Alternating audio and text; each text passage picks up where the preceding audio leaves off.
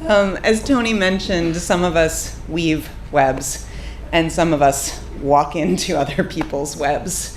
When I was 30, as many of you know, I was with my father when the doctors removed the machines that were keeping him alive. And although I was there with him in the room, we don't know why he died. There was something wrong with his brain, and the doctors weren't sure whether he had had a fall which caused seizures, which caused more falls, or whether he had a seizure which caused the first fall, which caused more seizures.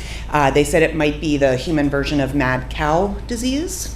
Also this something called normal pressure hydrocephalus.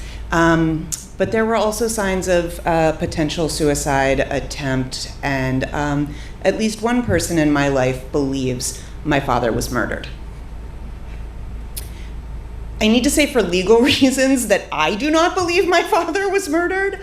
And most days I don't believe he was murdered. But if there was someone who may have wanted him dead, it was his boss, who was under investigation to be disbarred as a lawyer. And my father had information that would have gotten him disbarred. So that's what I know. So neither of my children were born when my father was still alive, so they had never met him.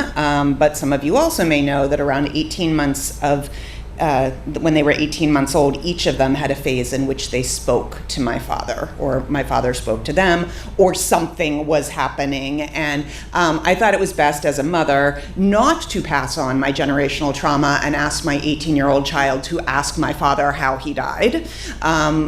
So I kept that to myself, but I was intrigued by the conversations they had. Sometimes my son would say, "Oh, he's very mad at you." And I would say, "Yeah, that sounds about right." Or my son would look up in the ceiling fan, which is where my father lived at this time, and he'd say, "He's very hungry." And I was like, "Yep, that also sounds about right." So it really felt like there were some connections going on.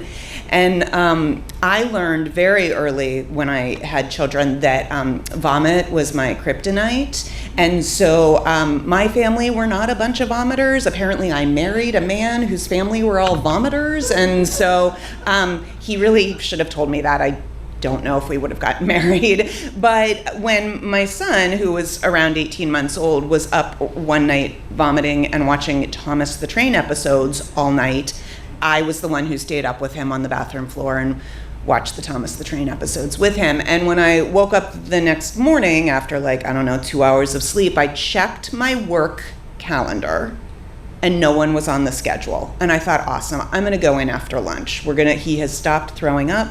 We're gonna rest. My husband will come home around lunchtime and I will go to work after lunch. So I got my little rest.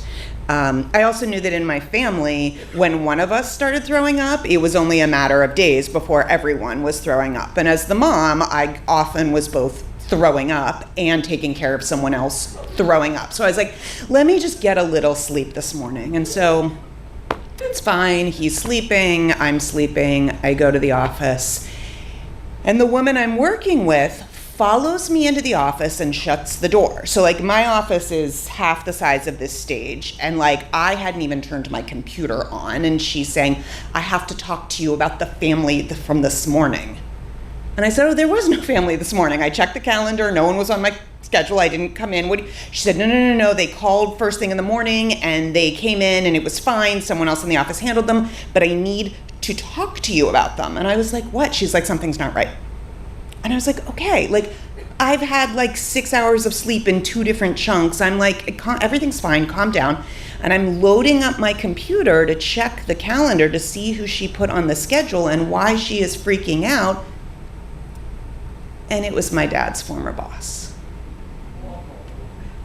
She said, "Jamie, he claims to be an attorney, but I Googled him and he's been disbarred."